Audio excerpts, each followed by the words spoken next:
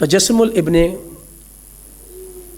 خدا کا تصور، اور اس تصور میں ہم اس کی تھیولوجی کو اور اس کے لاجک کو دیکھیں گے، کیونکہ بہت دفعہ ہم اپنے ایمان کی بابت بائبل کی آیات تو بہت جانتے ہیں، اور بلا شبہ ہمیں جاننی بھی چاہیے، ہمیں معلوم بھی ہونا چاہیے کہ جو بھی ہمارے تصورات ہیں، جو بھی ہمارے نظریات ہیں، جو بھی ہمارے عقائد ہیں،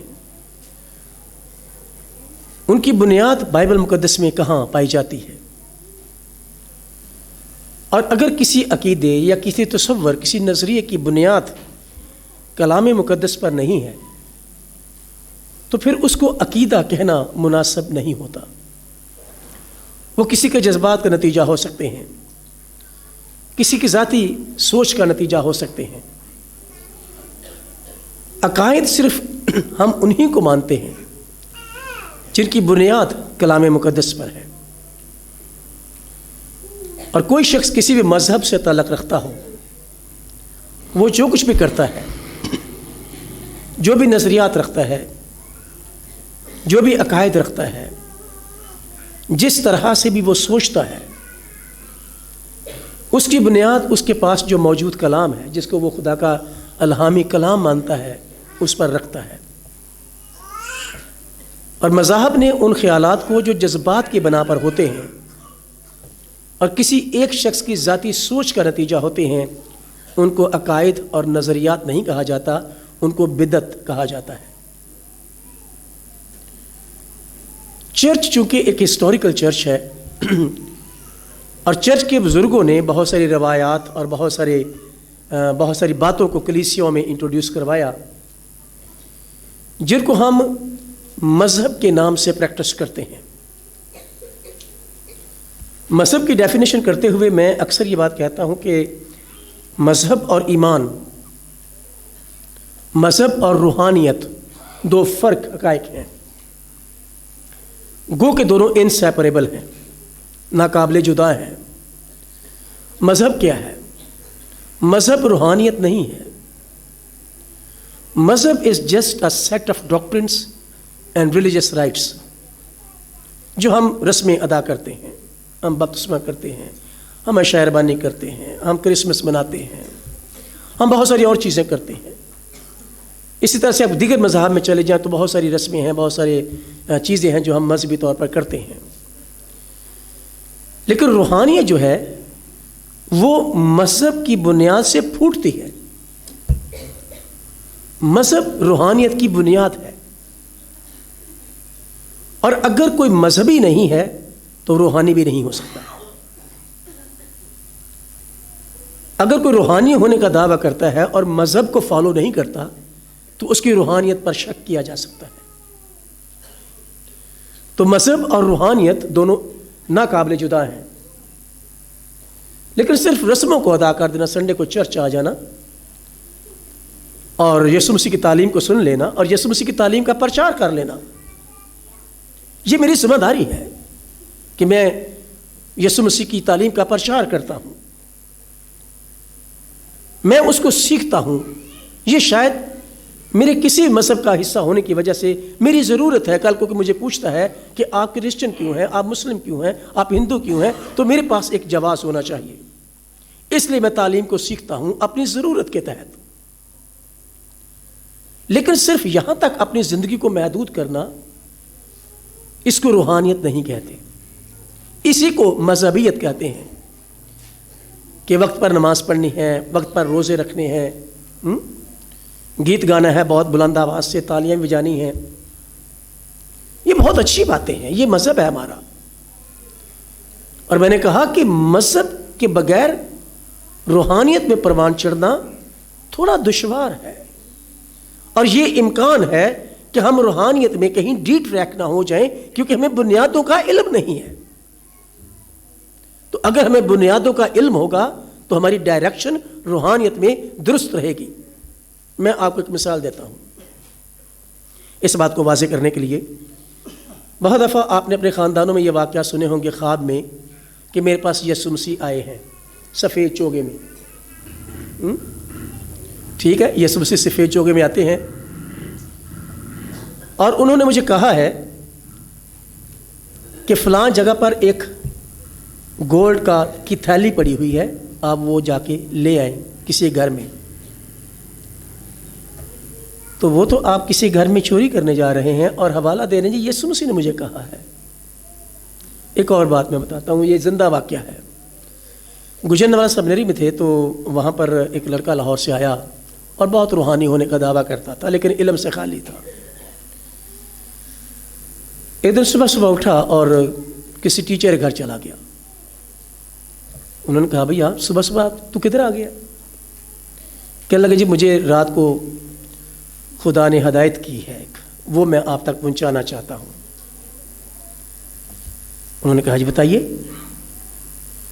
انہوں نے کہا جی یسوع مسیح میرے پاس رات کو آئے ہیں سفید چوگے میں، اور انہوں نے کہا ہے کہ تو جا کے ٹینا سے شادی کر لے۔ وہ ٹیچر تھے، انہوں نے کہا کہ ٹھیک ہے آپ کے پاس یسوع مسیح آئے ہوں گے، لیکن یسوع مسیح جب کام کرتے ہیں تو دونوں طرف اطلاع کرتے ہیں، میں اس لڑکی کا باپ ہوں نا، تو مجھے انہوں نے اطلاع نہیں کی۔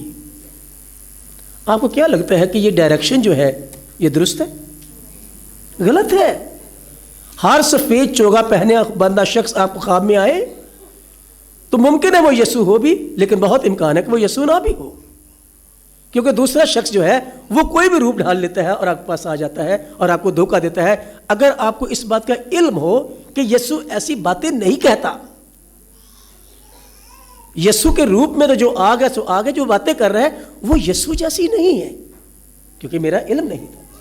تو اگر ہمارے پاس علم نہیں ہے تو ہم روحانیت میں ڈی ٹریک ہو سکتے ہیں۔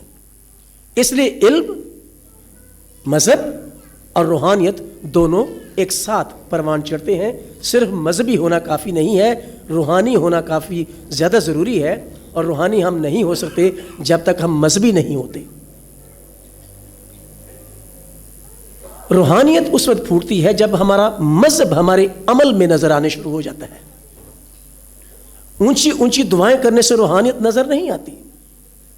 جب مذہب ہماری عملی زندگی میں لوگوں کو نظر آنا شروع ہو جائے تو وہ روحانیت ہے جس کا تصور بائبل مقدس ہمیں دیتی ہے۔ کیونکہ اس طرح کی باتیں ہم کرتے ہیں کہ کوئی شخص بہت عالم ہے، بہت جانتا ہے علم مذہب کے بارے میں، اور پھر وہ گیت بھی بہت اونچے اونچے گاتا ہے اور دعائیں بھی بہت اونچی اونچی پڑھتا ہے، لیکن گھر جا کے اپنی بیوی کو مارتا ہے، اپنے بچوں کا خیال نہیں رکھتا، اپنی فیملی کو کیئر نہیں کرتا، پڑوسی کی ہر چیز کا لالچ کرتا ہے۔ تو لوگ مانیں گے کہ یہ شخص جو روز چرچ جاتا ہے اور اونچی اونچی دعائیں کرتا ہے یہ روحانی ہے؟ لوگ اس کی روحانیت اور مذہبیت دونوں پر کویسچن مارک لگا دیتے ہیں۔ کسی عالم کے پاس ایک شخص آیا اور اس نے کہا، اپنے دوست کے ساتھ گیا تو بتانے لگے کہ سر یہ شخص بہت اچھا ہے، یہ 5 وقت کا نمازی ہے، روزے رکھتا ہے، زکوٰۃ دیتا ہے، حج کرتا ہے، فلاں کرتا ہے، یہ کرتا ہے، بہت اونچی اونچی دعائیں کرتا ہے، سنڈے کو عبادت مس نہیں کرتا، تو یہ بہت خدا کا نیک آدمی ہے۔ اس دانشور نے کہا، اس خدا کے بندے نے کہا کہ مجھے یہ بتاؤ کہ یہ معاملات میں کیسا ہے، اس کی روزمرہ زندگی کیسی ہے؟ اگر اس کی روزمرہ زندگی میں اس کا مذہب نظر نہیں آتا تو نہ یہ روحانی ہے اور نہ ہی یہ مذہبی ہے، یہ ریاکار ہے۔ روحانیت اور مذہبیت دونوں انٹرچینجبل اور دونوں انسیپریبل ہیں۔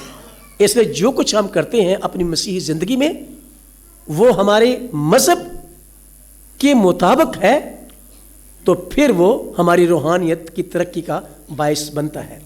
ہم کرسمس منانے جا رہے ہیں۔ کرسمس انگریزی زبان کا لفظ ہم استعمال کرنا بہت پسند کرتے ہیں، لیکن اگر ہم اردو میں اس کا ترجمہ کرنا چاہیں تو ہم بہت دفعہ غلطی کرتے ہیں۔ غلطی یوں کرتے ہیں کہ ہم کہتے ہیں ابن خدا کی آج ولادت کی عید ہے، ابن خدا کی آج ولادت کی عید ہے، اور ہمارے پڑوسی لوگ کی یہ بات کہتے ہیں، پڑوسی مذہب کے لوگ یہ بات کہتے ہیں کہ خدا کا بیٹا اگر خدا ہے تو وہ پیدا کیسے ہوتا ہے؟ ہم نے تو اس کی ولادت کا ذکر کر دیا، ابن خدا کی ولادت کا۔ شاید ہمیں بہت زیادہ کلیئرٹی کے ساتھ اس بات کو ادا کرنے کی ضرورت ہے کہ ابن خدا کا تجسم ہوا تھا، ابن آدم کی ولادت ہوئی تھی، ابن آدم یسوع مسیح کی ولادت کی عید ہے، ابن آدم کی ولادت کی عید ہے، ابن خدا کے تجسم کی عید ہے۔ کیونکہ ابن خدا بائبل مقدس میں 4 کیٹیگریز کے لیے استعمال ہوا ہے۔ ابن خدا پیدا نہیں ہوتا، کیونکہ جو پیدا ہوتا ہے وہ پہلے نہیں ہوتا، جو پیدا ہوتا ہے وہ پہلے نہیں ہوتا، پھر وہ وجود میں آ جاتا ہے۔ اور ابن خدا اگر پیدا ہوتا ہے تو پھر خدا نہیں ہوتا۔ اور بائبل مقدس میں ہمیشہ جہاں پر بھی ابن خدا کا تذکرہ آیا ہے اس کو تجسم کے لفظ ہی سے ادا کیا گیا ہے۔ اب تجسم اور ولادت میں کیا فرق ہے؟ ولادت یا پیدائش میں انسانی مداخلت ضروری ہے، لیکن تخلیق اور تجسم میں یہ فرق ہے کہ تخلیق کا کام خدا کی انوالومنٹ کے بغیر نہیں ہوتا، لیکن پیدائش میں ہیومن انوالومنٹ ضروری ہے۔ تخلیق کا کام صرف خدا کرتا ہے، لیکن جو ولادت ہے، جو عمل تولید ہے، جو پیدائش ہے، اس میں ہیومن انوالومنٹ ضروری ہے۔ اور تجسم کی جو فلسفی ہے، تجسم ہم اس کا اگر جانتے ہیں، تجسم کا مطلب جسم اختیار کرنا ہے، جسم ہونا نہیں ہے، جسم اختیار کرنا ہے، جسم ہونا نہیں ہے، جسم اختیار کرنا ہے، جسم میں آنا ہے۔ اور میں سوچتا ہوں کہ جس شخص کے ہم عید منانے جا رہے ہیں وہ تو خدا ہے۔ یہ عید خدا کی ہے کیونکہ ہم خدا کے بیٹے کے ظہور کو مانتے ہیں جو ابن آدم میں مجسم تھا، جو ابن آدم میں مجسم تھا۔ اور مجسم کے ایک اور لفظ بڑا خوبصورت انگریزی زبان میں انکارنیشن آیا ہے، اور جو کہ لاطینی زبان کے لفظ انکارنیشیو سے ہے۔ اور انکارنیشیو کا ترجمہ جب میں نے لغت میں دیکھا تو انکارنیشیو کا ترجمہ انگریزی زبان میں لغت نے ایمبوڈیمنٹ بھی کیا ہے۔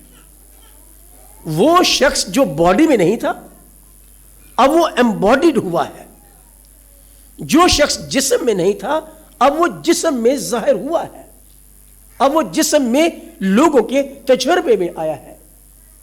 اب میں سوچتا ہوں کہ اگر کوئی یہ بات کہے کہ اگر کسی کے پاس جسم نہیں ہے تو وہ شخص کیسے ہو سکتا ہے؟ پولس رسول نے کرنتھس کی کلیسیا کو خط لکھتے ہوئے، پہلا خط، اس میں 2 طرح کے جسموں کا ذکر کیا ہے۔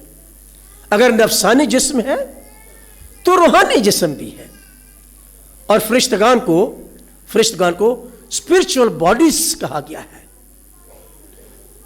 وہ میٹیریل باڈی ہماری طرح کی نہیں رکھتے، وہ اسپرچول باڈیز ہیں، لیکن وہ باڈیز ہیں جن کو چھوا نہیں جا سکتا، جن کو تجربہ کیا جا سکتا ہے، جن کا احساس ہم رکھتے ہیں، جن کو ہم محسوس کر سکتے ہیں، لیکن ان کو چھو نہیں سکتے، ان کے ساتھ بات بھی کر سکتے ہیں، کیونکہ مقدسہ مریم نے فرشتے کے ساتھ بات کی ہے، اور فرشتے نے مقدسہ مریم کے ساتھ بات کی ہے، پورا مکالمہ ہے وہ۔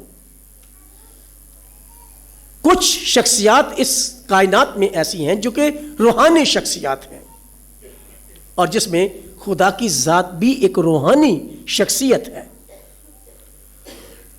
اور کسی شخص کا جسم میں نہ ہونا اس کے شخص نہ ہونے کی دلیل نہیں ہے، کسی شخص کا نظر نہ آنا اس کے نہ ہونے کی دلیل نہیں ہے۔ خدا تو آج بھی کسی کو نظر نہیں آتا، لیکن دنیا کے 3 بڑے مذاہب آج بھی خدا کو شخص مانتے ہیں۔ اسلام اپنے خدا کو کبھی دیکھتا نہیں ہے، یہودیت نے کبھی اپنا خدا دیکھا نہیں ہے، پھر بھی وہ اس کو شخص مانتے اور پرسن مانتے ہیں۔ کیونکہ یونانی زبان میں جو لفظ پرسونا آیا ہے، پرسونا سے ہمارا انگریزی زبان کا لفظ پرسن آیا ہے، اور پرسونا کی ڈیفینیشن کرتے ہوئے یونانی زبان یہ بیان کرتی ہے کہ persona is a set of qualities and attributes. Persona ایک ایسی ذات ہے جو قواہ اور صفات سے عبارت ہے، اور اس میں وہ اس میٹیریل باڈی کو شامل نہیں کرتے. جو یونانی زبان کا فلسفہ پرسونا کے لیے ہے، اس کے لیے جسمانی جو جسم ہمیں نظر آتا ہے، جس جسم کی ہم بات کرتے ہیں، جس کو ہم شخصیت کہتے ہیں، پرسونا اس کو شخصیت نہیں کہتا. وہ کہتے ہیں کہ شخص اس جسم کے اندر ہے. یونانی فلاسفرز یہ بات کہتے ہیں کہ پرسونا جو ہے، یہ جسم جو ہمیں نظر آتا ہے، یہ پرسونا کا سٹیج ہے. Persona is inside the body, اور پرسونا جو ہے وہ اس باڈی پر ایکٹ کرتا ہے. This body is a stage of persona. ان دوسرے لفظوں میں آپ کریکٹر کہہ سکتے ہیں، کریکٹرسٹکس کی بات کر سکتے ہیں، لیکن پرسونا جو ہے وہ لائیو ہے، وہ ایکٹیو ہے، وہ باشعور ہے، وہ زندہ ہے، اور وہ اس جسم پر ایکٹیو ہو جاتا ہے. یہ جسم، یہ سٹیج مٹ جاتا ہے، لیکن پرسونا زندہ رہتا ہے. پرسونا نہیں مرتا، جس کو تھیولوجی نے، بائبل نے اور دیگر مذاہب کی تھیولوجی نے سول کے نام سے، اسپرٹ کے نام سے گردانا ہے. یونانی فلاسفرز کہتے ہیں کہ وہ پرسونا جو ہے وہ جسم کے اندر ہے، اور جسم اس پرسونا کا سٹیج ہے جس پر پرسونا ایکٹ کرتا ہے. اگر پرسونا نیک ہے تو ایکٹیویٹیز نیک ہوں گی، اگر پرسونا بد ہے تو ایکٹیویٹیز بد ہوں گی. تو پرسونا جو ہے وہ دراصل ایکٹیویٹیز کا نام نہیں، ایکٹیویٹیز پرسونا کی بنا پر ہی آتی ہیں. مثال کے طور پر ابھی پاسٹر صاحب نے اس کا ذکر کیا، آپ نے کل اس کی ایکٹنگ دیکھی، تو he was acting on this stage, but this stage is not that person. یہ اسٹیج وہ نہیں ہے، اس اسٹیج پر اس پرسن نے ایکٹ کیا ہے. پرسن ہمارے اندر ہے جو اس باڈی کے اسٹیج پر ایکٹ کرتا ہے. اور اسی انڈرسٹینڈنگ سے ہم نے خدا کو شخص مانا ہے، کیونکہ وہ دکھتا نہیں ہے، اور اس کو دیکھنے کی خواہش خدا کے لوگ جو ہیں، چاہے وہ کسی بھی مذہب سے تعلق رکھتے ہوں، جو ابراہیمی مذہب کے لوگ ہیں، انہوں نے ہمیشہ خدا کو، جس کو وہ شخص مانتے ہیں، جس کو وہ ذات مانتے ہیں، جس کو وہ باشعور اور زندہ شخص مانتے ہیں، ذی ہوش شخص مانتے ہیں، اس کو دیکھنے کی خواہش انسان نے ہمیشہ کی ہے. مثال کے طور پر موسیٰ نے خدا سے اس بات کی خواہش کی، اور خروج 33واں باب اور اس کی 20ویں آیت میں ہمیں پتہ چلتا ہے کہ موسیٰ نے خدا کو دیکھنے کی خواہش کی اور اس کا اظہار کیا. خروج کی کتاب اس کا 33واں باب اور اس کی 20ویں آیت، اور اس میں سے بہت سارے حوالہ جات میں پڑھوں گا نہیں آپ کے لیے، صرف آپ اگر نوٹ کر رہے ہیں کوئی شخص تو آپ نوٹ ضرور کر سکتے ہیں. خروج 33واں باب اور اس کی 20ویں آیت میں خداوند کے بندہ موسیٰ نے خدا کو دیکھنے کی خواہش کی. زبور خروج کتاب اس کا 33واں باب اور اس کی 20ویں آیت. یہاں پر لکھا ہے، موسیٰ نے یہ بھی کہا کہ تو میرا چہرہ، اور یہ بھی کہا کہ تو میرا چہرہ نہیں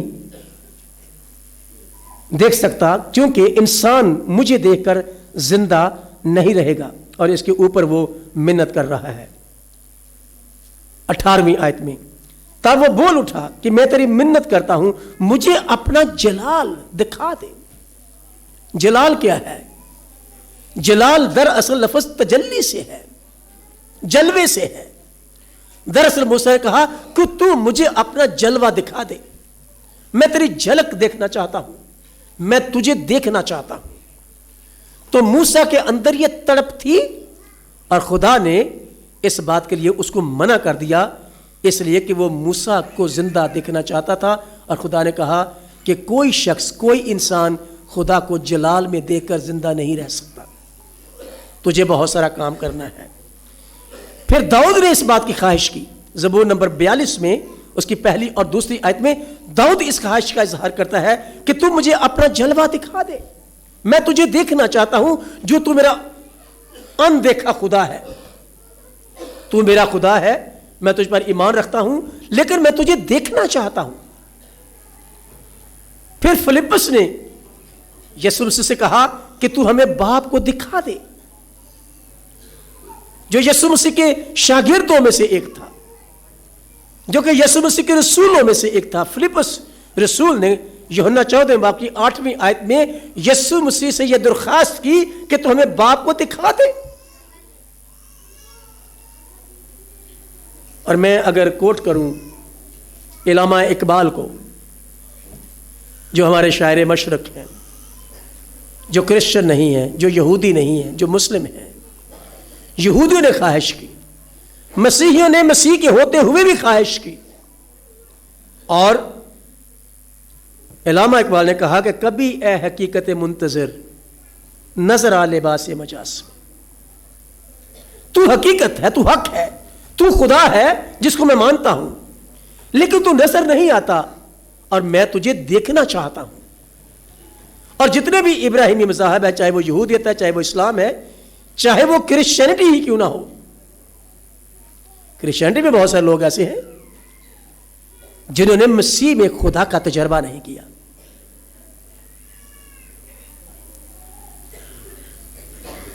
خدا کو دیکھنے کی خواہش، تڑپ انسان میں ہمیشہ رہی ہے۔ اور جب فلپس نے یسوع مسیح سے کہا تو اس نے کہا کیا تو مجھے نہیں جانتا؟ پھر یسوع مسیح نے کہا جس نے مجھے دیکھا اس نے باپ کو دیکھا۔ پھر یوحنا رسول کی انجیل میں یہ بھی لکھا ہے میں اور باپ ایک ہیں۔ اور اب میں آپ کی توجہ یوحنا رسول کی انجیل کی طرف دلانا چاہتا ہوں۔ یوحنا رسول کے انجیلی بیان میں اس کلمہ خدا کی تاریخ موجود ہے، جس کو ہم نے خدا کے طور پر دیکھا اور قبول کیا ہے۔ یوحنا رسول لکھتے ہیں کہ ابتدا میں کلام تھا، کلام خدا کے ساتھ تھا اور وہ کلام خدا تھا، اور جو کلام خدا تھا وہ مجسم ہوا ہے، وہ جسم نہیں بنا، وہ جسم میں آیا ہے، وہ جسم میں ظاہر ہوا ہے۔ وہ کلمہ جو خدا تھا اور خدا ہے، جو ازل سے ہے۔ میں ایک ٹی وی پروگرام میں تھا کچھ سال پہلے، تو انہوں نے اس میں کہا کہ آپ یسوع مسیح کو خدا مانتے ہیں؟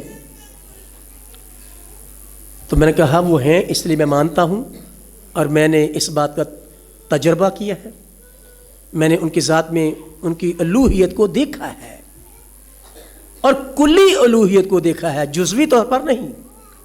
کیونکہ پولس رسول کہتا ہے کہ الوہیت کی ساری معموری، اور اس میں لفظ ساری جو ہے وہ قابل غور ہے۔ پولس رسول کہتے ہیں کہ الوہیت کی ساری معموری اس میں سکونت کرتی ہے۔ الوہیت کی ساری معموری ابن آدم میں مجسم ہے، اور ابن آدم میں جب وہ آیا ہے تو وہ آدم بے گناہ تھا، کیونکہ خدا ناپاک جگہوں پر نہیں رہتا۔ ہمارے اندر بھی جب خدا آیا ہے، جس کو ہم روح القدس کہتے ہیں، تو پہلے ہمیں راست باز ٹھہرایا گیا ہے۔ جن لوگوں کی زندگیوں میں آج تک خدا نہیں ہے، وہ جسٹیفائیڈ نہیں ہے، وہ راست باز ٹھہرائے نہیں گئے، کیونکہ راست باز ٹھہرائے جانے کا جو وسیلہ ہے اس کو انہوں نے قبول نہیں کیا، اور جنہوں نے اس کو قبول کیا ہے وہ راست باز ٹھہرے ہیں، وہ اس اہل ٹھہرے ہیں کہ خدا روح القدس ان کی زندگی میں سکونت کر سکے۔ خدا ناپاک جگہوں پر نہیں رہتا، خدا ناپاک شخصیات میں بھی نہیں رہتا۔ اور عبرانیوں خط میں پولس رسول نے بہت خوبصورتی کے ساتھ ایک جملے کو ایڈ کیا. دیکھیے ذرا میرے ساتھ عبرانیوں کے نام خط اس کا 10واں باب اور اس کی 5ویں آیت. اس میں لکھا ہے اس لیے وہ دنیا میں آتے وقت کہتا ہے، وہ دنیا میں آتے وقت کہتا ہے. جو دنیا میں نہیں تھا، جسم میں نہیں تھا، جو دنیا میں جسم میں نہیں تھا، وہ دنیا میں تھا لیکن وہ دنیا میں جسم میں نہیں تھا. وہ دنیا میں آتے وقت کہتا ہے کہ تو نے قربانی اور نذر کو پسند نہ کیا بلکہ میرے لیے ایک بیٹا. یہ بات کہتا ہے کہ تو نے میرے لیے بدن تیار کیا ہے جو کہ مبرہ ہے، جو گناہ سے مبرہ ہے، جو پاک ہے. اور میں ضرورت اس بات کی نہیں ہے کہ کسی اور مذہب کی کتاب کو کوٹ کیا جائے، لیکن چونکہ ہمارے ہاں ایک بڑا مذہب موجود ہے ہمارے پڑوس میں، وہاں پر لکھا ہے ان کی کتاب میں کہ وہ عیسیٰ لڑکا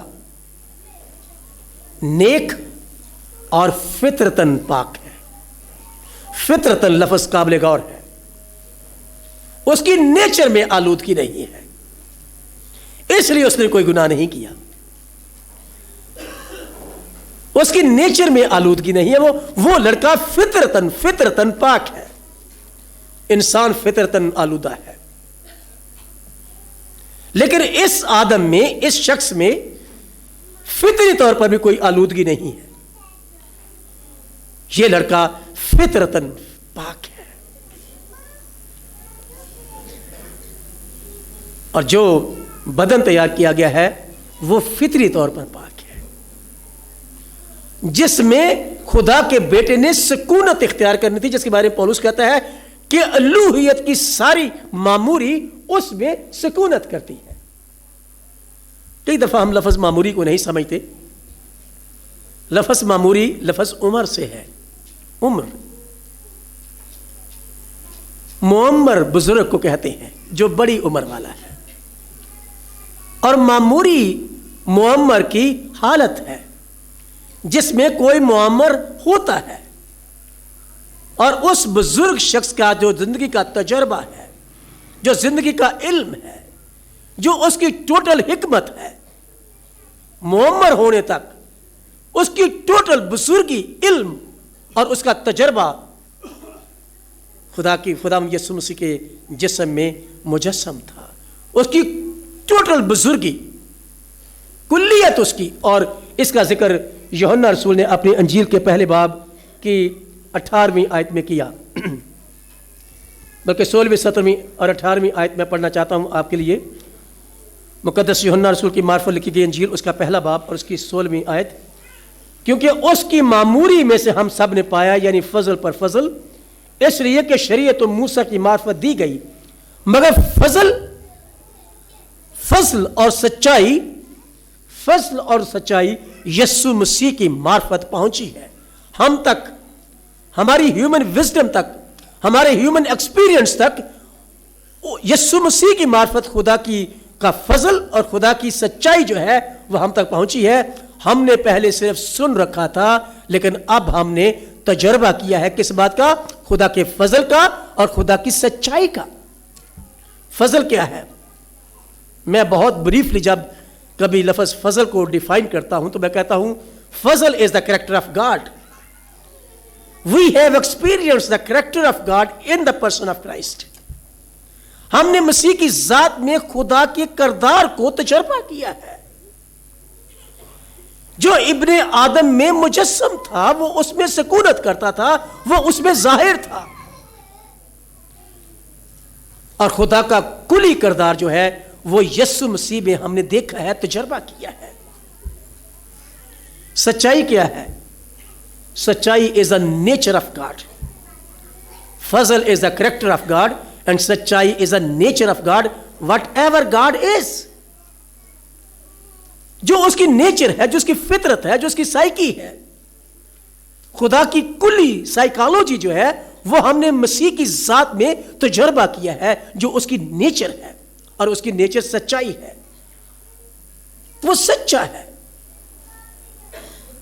اور یہ وہ لفظ ہے جو یسوع مسیح نے بار بار استعمال کیا، میں تم سے سچ سچ کہتا ہوں کیونکہ میں سچا ہوں، راہ حق اور زندگی میں ہوں، میں حق ہوں، میں سچائی ہوں، اس لیے میں سچ سچ ہی کہتا ہوں، جھوٹ نہیں بولتا۔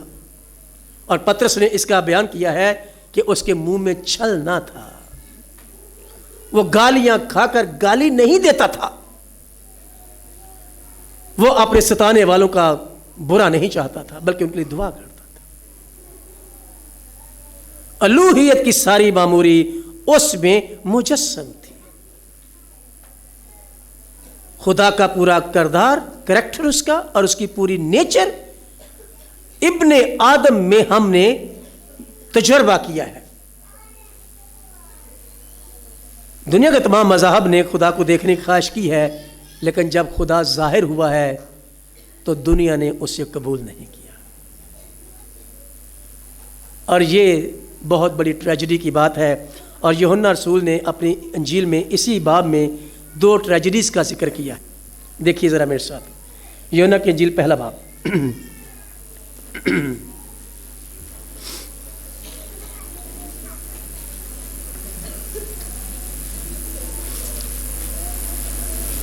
نویں آیت۔ حقیقی نور جو ہر ایک آدمی کو روشن کرتا ہے دنیا میں آنے کو تھا، وہ دنیا میں تھا اور دنیا اس کے وسیلے سے پیدا ہوئی، اور دنیا نے اسے نہ پہچانا۔ دنیا نے، کریشن نے کریٹر کو نہیں پہچانا۔ یہ دکھ کی بات ہے کہ مخلوق خالق کو نہ پہچانے، اور جب مخلوق خالق کی پہچان سے خالی ہوتی ہے تو اخلاقیات سے خالی ہو جاتی ہے۔ جب مخلوقات کو خالق کی پہچان نہیں رہتی تو وہ اخلاقیات سے خالی ہو جاتی ہے، اور جن لوگوں نے اسے نہیں پہچانا، جس مخلوقات نے خالق کو نہیں پہچانا، وہ گمراہ ہوئے، وہ برگشتہ ہوئے، وہ ٹیڑھی راہ چلے۔ اور یوحنا کہتا ہے کہ مخلوقات نے خالق کو نہیں پہچانا جب خالق مخلوقات کے پاس آیا ہے۔ مخلوق خالق کو دیکھنے کی خواہش تو کرتی رہی، لیکن جب خالق آیا ہے تو خالق کو مخلوق نے پہچانا نہیں ہے۔ نہ موسیٰ نے پہچانا، نہ داؤد نے پہچانا، نہ فلپس نے پہچانا، جس کی وجہ سے یسوع مسیح کو یہ بیان کرنا پڑا کہ جس نے مجھے دیکھا ہے اس نے خدا کو دیکھا ہے۔ خدا الوہیت پوری کی پوری اس میں مجسم ہے۔ تو کیوں کہتا ہے کہ باپ کو مجھے دکھا؟ جس نے مجھے دیکھا ہے اس نے باپ کو دیکھا ہے، کیونکہ الوہیت ساری کی ساری مجھ میں مجسم ہے۔ اور جب وہ خالق مخلوق کے پاس آیا تو مخلوق نے اسے نہیں پہچانا، اور اس کے بعد اگلا مجرا جو ہے وہ بہت ہی دکھ امیز ہے۔ اگلی آیت میں لکھا ہے، پھر وہ اپنے گھر آیا۔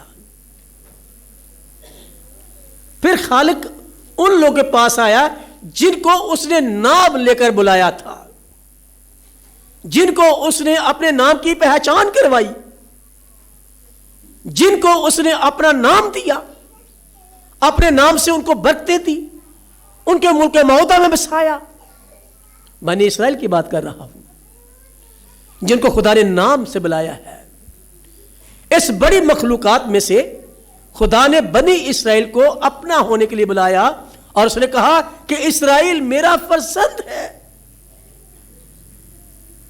بنی اسرائیل کو خدا نے اپنے گھرانے کے لوگ ٹھہرایا، اپنے کہا یہ وہ لوگ ہیں جن کے پاس وہ آیا۔ پھر وہ کہتا ہے وہ دنیا میں آیا، مخلوقات کے پاس آیا، اور مخلوقات نے پہچانا نہیں ہے۔ پھر وہ مجسم خدا اپنوں کے پاس آیا، بنی اسرائیل کے پاس آیا، اور لکھا ہے وہ اپنے گھر آیا اور اپنوں نے اسے قبول نہیں کیا۔ You see the difference of verb. ورب چینج ہو گیا ہے۔ پہلوں نے پہچانا نہیں ہے اور دوسروں نے قبول نہیں کیا۔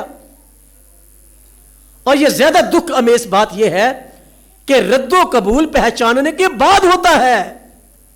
انہوں نے پہچان تو لیا. بنی اسرائیل کو ابن خدا کی پہچان دی گئی تھی, پیش گوئیاں ان کے نبیوں کی معرفت ہوئی ہیں, تو پھر ان کو پہچان کیوں نہ ہوئی؟ انہوں نے اس کو پہچان لیا اور پہچاننے کے بعد رد کر دیا. وہ اپنے گھر آیا اور اپنوں نے اسے پہچان تو لیا لیکن قبول نہیں کیا, رد کر دیا. اور بنی اسرائیل کے ساتھ اور یسوع مسیح کی ذات کے ساتھ یہی ہوا ہے. بنی اسرائیل نے اس کو رد کیا. بنی اسرائیل نے ابن خدا کے خلاف سازش کی اور سارا پراپیگنڈا کیا. ابن خدا اپنوں کے پاس آیا, اپنی مخلوقات کے پاس آیا, خالق مخلوقات کے پاس آیا جسم میں ہو کر, تو مخلوقات نے نہیں پہچانا. مخلوقات نے اس کو اپنوں میں سے ایک کی مانند سمجھ لیا, اس کا تجربہ نہیں کیا. جب وہ اپنے گھر آیا, بنی اسرائیل کے پاس آیا, تو بنی اسرائیل نے اسے رد کر دیا, اس کو قبول نہیں کیا. خواہش تو کرتے رہے, داؤد بھی کرتا رہا, موسیٰ بھی کرتا رہا, فلیپس نے بھی کی, لیکن جب وہ ظاہر ہوا تو کتنوں نے پہچانا ہے اور کتنوں نے پہچاننے کے بعد رد کر دیا ہے. اگر ہماری پہچان کافی ہے یسوع مسیح کے بارے میں تو پھر اس کو قبول کرنے کی ضرورت ہے, ورنہ اس زمانے میں ایک اور حادثہ ہوگا, ایک اور ٹریجڈی ہوگی ہماری زندگی میں کہ ہم نے اسے پہچان لیا اور پہچاننے کے بعد رد کر دیا. ابن خدا مجسم ہو کر دنیا میں آیا ہے. یہ ہمارا ایمان ہے اور یہ میرے جذبات کی بات نہیں ہے یا میری ذاتی سوچ کی بات نہیں ہے. کلام مقدس اس بات کا گواہ ہے. اور وہ شخص ہے ابن خدا جس نے کہا, اس کے دعوے جو ہیں ہم پڑھتے ہیں بائبل مقدس میں بہت سارے. ابن خدا کے بارے میں پولس رسول نے ایک لمبی لسٹ بیان کی ہے. کلوسیوں کے خط کے پہلے باب میں, دوسرے باب میں پولس رسول نے فضیلت مسیح کا تذکرہ کرتے ہوئے, اس کی الوہیت کا تذکرہ کرتے ہوئے بہت ساری باتوں کا تذکرہ کیا, اور میرے پاس تقریباً 8 باتوں کا تذکرہ ہے. پولس کہتے ہیں تمام چیزیں مسیح میں خلق ہوئی ہیں, وہ خالق ہے. پولس رسول کہتے ہیں الوہیت کی ساری معموری اس میں سکونت کرتی تھی, جس کو ہم نے تجربے سے دیکھا, جس کو ہم ملے ہیں. پھر وہ کہتا ہے کہ ہر ایک انسان المسیح میں کامل ہوتا ہے. المسیح کے بغیر کوئی شخص کامل نہیں ہوتا کیونکہ وہ کامل ہے. ایک کمزور شخص کسی کو کامل کیسے کر سکتا ہے؟ ایک بیمار شخص کسی کو تندرستی کیا دے گا؟ کوئی کامل ہی کسی کو کامل کر سکتا ہے. ایک مجرم دوسرے مجرم کی کوئی مدد نہیں کر سکتا. ایک گنہگار دوسرے گنہگار کی کیا مدد کرے گا؟ کوئی کامل ہی کسی کمزور شخص کو طاقت دے سکتا ہے. اس لیے پولس کہتا ہے کہ ہر ایک انسان المسیح میں کامل ہوتا ہے, المسیح کے بغیر کامل کوئی نہیں ہوتا. نیکی کا دعویٰ تو کئی دفعہ کرتے ہیں لوگ کہ میں بہت نیک ہوں, اور میں کئی دفعہ اس لفظ نیکی کی بابت تشویش میں چلا جاتا ہوں کہ ہم نیکی کو مس انڈرسٹینڈ کرتے ہیں. جن باتوں کو ہم نیکی کہہ رہے ہیں کہیں ہم غلطی پر تو نہیں ہیں. مثال کے طور پر میرا پڑوسی بیمار ہے, تو رات کو اس کے پاس گاڑی نہیں ہے, تو میں اس کو گاڑی میں ڈال کر اسپتال لے جاتا ہوں, تو کوئی کہے گا کہ میں نے ایک نیکی کی. اسی کو نیکی کہتے ہیں.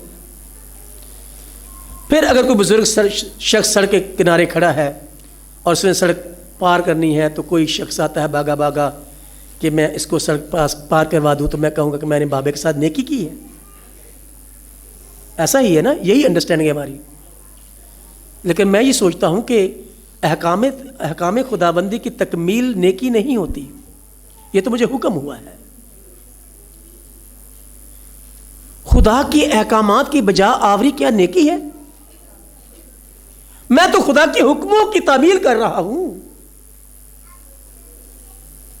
احکامات خداوندی کی تکمیل جو ہے وہ فرما برداری نتیجہ ہوتا ہے, اس کا نیکی نہیں ہوتا.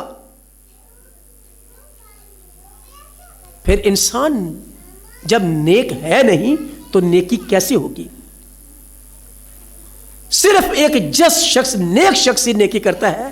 جس کی فطرت میں آلودگی ہے وہ نیکی کیسے کر سکتا ہے؟ وہ تو صرف اتنا ہی کر لے کہ جو اس کو احکامات ملے ہیں ان کو بجا لائے. اور یسوع مسیح نے کہا کہ جب تم وہ سب کچھ کر چکو جو تم پر کرنا فرض ہے تو کہو کہ ہم نکمے، نیک نہیں، نکمے نوکر ہیں. کیونکہ جو کچھ کرنا ہم پر فرض تھا ہم نے وہی کیا. نیکی کہاں سے آ گئی؟ صرف نیک ایک ہی ہے اور وہی نیکی کرتا ہے. خدا بھلا ہے، صرف خدا بھلا ہے. اور وہ خدا جس کو داؤد کہتا ہے خدا بھلا ہے، وہ خدا مجسم ہو کر آیا اور اس نے اس زمانے کے لوگوں کے ساتھ بھلائی کا کام کیا ہے، نیکی کا کام کیا ہے. جب ہم گناہگار ہی تھے تو مسیح ہماری خاطر مووا، یہ اس پر فرض نہیں تھا، اس نے ہم پر نیکی کی ہے کیونکہ وہ نیک ہے، وہ نیک ہے. اور پولس رسول کہتے ہیں کہ ہر انسان المسیح میں کامل ہوتا ہے، المسیح کے بغیر کوئی کامل نہیں ہوتا، کیونکہ وہ کامل کرنے کی اہلیت رکھتا ہے. وہ اس قابل ہے کہ وہ نکموں کو کام والا بنا دے، بے وقوفوں کو وقوف والا بنا دے، بے وجودوں کو وجود والا بنا دے، بے ناموں کو نام دے دے. وہ اس اہل ہے، وہ کامل کر سکتا ہے. پھر پولس کہتے ہیں حکمت اور علم کے تمام خزانے مسیح میں چھپے ہوئے ہیں کیونکہ خدا کا بیٹا اس میں مجسم ہے. حکمت اور علم کے تمام خزانے، اور اس میں لفظ تمام جو ہے وہ قابل غور ہے. تمام چیزیں المسیح میں کے اختیار میں ہیں، وہ سب چیزوں پر اختیار رکھتا ہے. ہمارے تمام گناہ مسیح میں معاف کیے جاتے ہیں، مسیح کے بغیر کوئی معافی نہیں ہے. یسوع مسیح کے نام میں جو تمام ناموں سے اعلیٰ ہے، خدا نے سب چیزیں المسیح کے تابع کی ہیں. المسیح کے جسم میں خدا کا بیٹا مجسم ہے.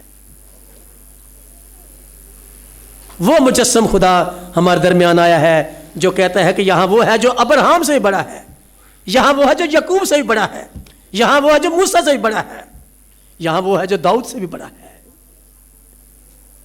یسوع مسیح نے اپنے کمپیریزن دیتے ہوئے اس بات کا تذکرہ کیا کہ یہاں وہ ہے جو ابراہم سے بھی بڑا ہے. یوحنا کے انجیل کا 8واں باب 53 آیت. یہاں وہ ہے جو یعقوب سے بھی بڑا ہے، موسیٰ سے بھی بڑا ہے. یعقوب کا تذکرہ سامری عورت کے واقعے میں آتا ہے جس نے کہا کہ ہمارے باپ دادا نے یہ ہمیں پانی مہیا کیا، تو کہتا ہے کہ میرے پاس زندگی کا پانی ہے. سلیمان اور یونا سے بھی بڑا ہے. یہاں تک کہ یسوع مسیح نے کہا ابن آدم جو ہے وہ ہیکل اور سبت کا بھی مالک ہے، وہ فرشتوں سے بھی بڑا ہے. یہ ساری باتیں ہمارے ایمان کا بنیاد، ہماری بنیاد کا حصہ ہیں. اس لیے ہم یسوع مسیح کی ذات میں ڈیول پرسنالٹی کو مانتے ہیں. وہ کامل خدا اور کامل آدم ہے، اور اس کامل آدم میں وہ کامل خدا مجسم تھا اور وہ ظہور اس کا ہم نے دیکھا ہے. لیکن اس بات کو لے کر انسانی عقل نے بہت سارے اعتراضات اٹھا دیے، اور ہمارے پڑوس میں، ہمارے کلچر میں بہت سارے سوالات ہیں جو ہمارے اس عقیدے پر کیے جاتے ہیں. مثال کے طور پر لوگ کہتے ہیں اگر خدا جسم میں آ گیا تو کیا خدا محدود نہ ہو گیا؟ یہ سوال ہے. پھر لوگ کہتے ہیں کہ اگر خدا آسمان سے زمین پر آ گیا تو آسمان پر انتشار برپا کیوں نہیں ہو گیا؟ چونکہ آسمان پر انتشار برپا نہیں ہوا اس لیے یہ اس بات کا ثبوت ہے کہ خدا زمین پر نہیں آیا، وہ مجسم نہیں ہوا. پھر لوگ کہتے ہیں کہ یسوع مسیح جو ہے وہ کس طرح سے اگر پاکیزگی کی بنا پر وہ خدا ہے تو پاک تو فرشتے بھی ہیں. میں ایک ایک کر کے تھوڑا تھوڑا اس پر ٹائم لگاؤں گا، ٹائم کافی ہو رہا ہے. مجھے پاسٹر صاحب نے 1 گھنٹے کی بتایا تھا کہ 1 گھنٹہ پیغام ہوتا ہے، اس لیے میں لبرٹی لے گیا ہوں 1 گھنٹے تک، ورنہ میں تو آدھے گھنٹے میں اس کو وائڈ اپ کرنا چاہ رہا تھا، لیکن میں لبرٹی لے گیا ہوں. تو بس تھوڑا سا مختصر کرنا چاہوں گا. اگر خدا جسم میں آ گیا تو کیا جسم میں خدا محدود نہ ہو گیا؟ اور جو قومیں اس بات پر یہ والا اعتراض اٹھاتی ہیں ان کی اپنی کتابوں میں خدا کا ظہور پہاڑ پر درج ہوا ہے کہ خدا پہاڑ پر ظاہر ہوا موسیٰ کے سامنے. پھر انہی کی کتابوں میں اور ہماری کتاب میں بھی اس بات کا تذکرہ ہے کہ خدا جاری میں ظاہر ہوا موسیٰ کے سامنے. سوال یہ پیدا ہوتا ہے کہ کیا خدا جب پہاڑ پر ظاہر ہوا تو خدا پہاڑ پر محدود ہو گیا؟ اس بات کو تو وہ کہتے ہیں کہ ہرگز نہیں. خدا پہاڑ پر ظاہر ہونے کے باوجود بھی لامحدود رہا. پھر میں جب پوچھتا ہوں کہ کیا خدا جھاڑی میں ظاہر ہونے پر خدا جھاڑی میں محدود ہو گیا تو کہتے ہیں نہیں، نعوذ باللہ، خدا جھاڑی میں محدود کیسے ہو سکتا ہے، وہ تو اس کا ظہور تھا. تو جب میں کہتا ہوں کہ خدا جسم میں ظاہر ہوا تو کیا جسم میں محدود ہو گیا؟ ہرگز نہیں، وہ جسم میں ظاہر ہونے کے باوجود بھی لامحدود تھا. یہ فضول کی باتیں ہیں، سمجھنے کی باتیں ہیں. جو خدا کی ذات کو پورے طور پر نہیں سمجھتے وہ اس طرح سے ذوف عقل کی وجہ سے سوالات کرتے ہیں. اور دوسری بات جو کہتے ہیں کہ اگر خدا آسمان سے زمین پر آ گیا تو کیا پھر آسمان پر انتشار برپا کیوں نہیں ہو گیا؟ میرے ساتھ ایک دوست نے سوال کیا تو میں نے ان سے پوچھا کہ میاں مجھے یہ بتائیے کہ اگر آسمان پہ کھڑے ہو کر زمین کو دیکھیں تو کیا آسمان سے زمین کا فاصلہ کم ہے؟ تو کہنے لگے نہیں، ایک ہی جیسا ہے. پھر میں نے کہا کہ اگر کوئی شخص زمین پر کھڑا ہو کر آسمان کو دیکھے تو کیا زمین سے آسمان کا فاصلہ زیادہ لگتا ہے؟ کہتے نہیں جی درمیانی فاصلہ تو ایک ہی جیسا ہے. تو میں نے کہا کہ جو خدا آسمان پر رہ کر زمین کو سنبھالتا ہے وہ خدا زمین پر رہ کر آسمان کو کیوں نہیں سنبھال سکتا؟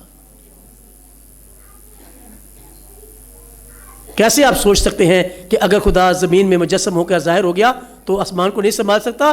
وہ لامحدود ہے. Let the God be God, خدا کو خدا رہنے دو. جو آسمان پر رہ کر زمین کو سنبھالتا ہے وہ زمین پر رہ کر آسمان کو بھی سنبھال سکتا ہے اور وہ سنبھالتا رہا ہے. اور عبرانیوں خط کا مصنف کہتا ہے کہ وہ اپنی قدرت کے کلام سے ہر چیز کو سنبھالتا ہے، مخلوقات کو سنبھالتا ہے. پاکیزگی کی بنا پر اگر مجھے پوچھا گیا کہ آپ یسوع مسیح کو خدا کا بیٹا یا خدا کیوں کہتے ہیں، میں نے کہا جی ان کی قدوسیت کی بنا پر. معجزات کو لے کر میں ان کو خدا نہیں مانتا کیونکہ ان کے معجزات بھی ان کی الوہیت کی وجہ سے ہی تھے. لیکن میرے ان کو خدا ماننے اور ان کو مجسم خدا ماننے کی جو دلیل ہے وہ ان کی قدوسیت ہے. انہوں نے کہا جی پاک تو فرشتے بھی ہیں، اگر یسوع مسیح پاک ہیں، بے گناہ ہیں، تو فرشتے بھی بے گناہ ہیں. فرشتوں نے بھی کوئی گناہ نہیں کیا اور جنہوں نے گناہ کیا وہ گرا دیے گئے اور جنہوں نے ابھی تک گناہ نہیں کیا وہ تو بے گناہ ٹھہرے. میں نے انہیں کہا کہ اگر آپ نے جہاں پر یہ پڑھا ہے کہ فرشتے قدسی ہیں وہاں پر آپ نے یہ نہیں پڑھا کہ فرشتے مخلوقات ہیں. اور ویسے بھی لفظ قدسی اور قدوس میں بڑا فرق ہے. میں نے تو اس کو تو بہت ہی ادبی اعتبار سے بیان کیا. اس کو میں نے کہا کہ لفظ قدوس جو ہے ہر لفظ کی ادب میں ایک ادبی پوزیشن ہوتی ہے، ہر لفظ کی ادب میں ایک ادبی پوزیشن ہوتی ہے. کہتا جی ہاں بالکل ٹھیک ہے. میں نے کہا لفظ قدوس کی ادبی پوزیشن یہ ہے کہ لفظ قدوس جو ہے وہ ایکٹیو وائس ہے، فعل معروف میں ہے، اور لفظ قدسی جو ہے وہ فعل مجہول میں ہے، وہ پیسو وائس میں ہے. اگر آپ ان دونوں لفظوں کی ادبی پوزیشن دیکھیں ادب میں جا کر تو آپ کو معلوم ہوگا کہ لفظ قدوس اور قدسی کی پوزیشن ادب میں فرق ہے. کہتا جی اس سے کیا آپ بتانا چاہتے ہیں؟ میں کہا سمپلی میں یہ بتانا چاہتا ہوں کہ قدوس وہ ذات ہے جس پر کسی نے کام نہیں کیا، اور قدسی چونکہ فعل مجہول میں ہے، وہ پیسو وائس ہے، اس لیے اس پر کسی اور شخص نے کام کیا ہے. اگر آپ کو ادب اور گرامر آتی ہو تو اس بات کو سمجھ سکتے ہیں کہ پیسو وائس اور ایکٹیو وائس کیا ہوتے ہیں. قدسی فعل مجہول میں ہے، پیسو وائس میں ہے، اور المخصرن یہ کہ اس قدوس پر کسی نے کام کر کے اس کو قدوس نہیں بنایا، وہ اپنی ذات میں پاک ہے، لیکن ان قدسیوں کو قدوس نے کام کر کے اپنی قدوسیت میں سے پاک ٹھہرایا ہے۔ ان پر اس نے کام کیا ہے جو قدوس ہے، اور قدسی اپنی ذات میں پاک نہیں ہے، ان کو پاک ٹھہرایا گیا ہے اس قدوس نے، اس لیے ان کو قدسی کہا گیا ہے کیونکہ ان پر قدوس نے ڈائریکٹ کام کیا ہے۔ اس لیے قدسی قدوس نہیں ہو سکتے، اور یسوع مسیح قدوس ہے، قدسی نہیں ہے۔ اس لیے اس قدوس کو میں خدا مانتا ہوں۔ پاکیزگی کی صفت مشترک ہے، لیکن ایک صفت دی گئی ہے اور ایک صفت اس کی اپنی ذات میں ہے۔ اور مجھے یاد پڑتا ہے کہ جب خدا یسوع مسیح کفرنہوم میں آئے اپنی خدمت کے شروع میں، تو وہاں پر ایک بدرو گرفتہ شخص تھا، اور اس بدرو نے یسوع مسیح کو دیکھتے کہا کہ میں تجھے جانتی ہوں، تو یسوع ناصری ہے، تو ناصرت کا رہنے والا ہے اور تیرا نام یسوع ہے۔ اور پھر اگلا فریز اس نے بولا، تو خدا کا قدوس ہے، تو قدوس ہے، تو قدسی نہیں ہے۔ اور ان ارواح کا علم انسانوں سے زیادہ ہے۔ یہ ارواح خدا کو میرے سے اور آپ سے زیادہ قریب سے جانتی ہیں۔ وہ جانتی ہیں کہ یسوع مسیح قدوس ہے، قدسی نہیں ہے، اور بد ارواح فرشتوں سے نہیں ڈرتی، قدوس سے ڈرتی ہیں۔ یہ اعتراضات بڑے کمزور ہیں، اس لیے یہ اعتراضات میرے اس مجسم خدا کو ماننے میں رکاوٹ نہیں بن سکتے۔ میرا خدا مجسم ہو کر میرے پاس آیا ہے کیونکہ میرے اندر اس کو دیکھنے کی خواہش تھی۔ اس نے مجھے اپنا جلوہ دکھایا ہے، اور اس نے اپنے کو خالی کر کے جلوہ دکھایا ہے۔ پولس رسول کہتے ہیں کہ اس نے اپنے آپ کو خالی کر دیا۔ اور بہت سارے لوگ غلطی کی بنا پر کہتے ہیں کہ اس نے اپنے کو الوہیت سے خالی کر دیا۔ ابن خدا نے الوہیت سے خالی کر دیا تو پھر خدا کیسے رہا؟ الوہیت تو مجسم تھی، الوہیت جسم میں آئی ہے، اس لیے ہم کرسمس کو خدا کی عید کہتے ہیں، کیونکہ خدا ظاہر ہوا ہے، خدا جسم میں آیا ہے، اور ہم اس کی عید مناتے ہیں۔ خدا جسم میں آیا ہے، وہ قدوس ہے، وہ پاک ہے، میں نے اس کو دیکھا ہے، میں نے اس کا تجربہ کیا ہے، میرا علم بھی ہے اس کے ساتھ اور میرا تجربہ بھی ہے اس کے ساتھ کہ وہ قدوس ہے، وہ خالق ہے، وہ مالک ہے، وہ قادر ہے، وہ میری اور آپ کی پرواہ کرتا ہے۔ اس نے اپنے آپ کو جلال سے خالی کیا تھا۔ دیکھیے میرے ساتھ یوحنا کی انجیل کا 7واں باب، اس میں خدا یسوع مسیح نے اس بات کا تذکرہ کیا۔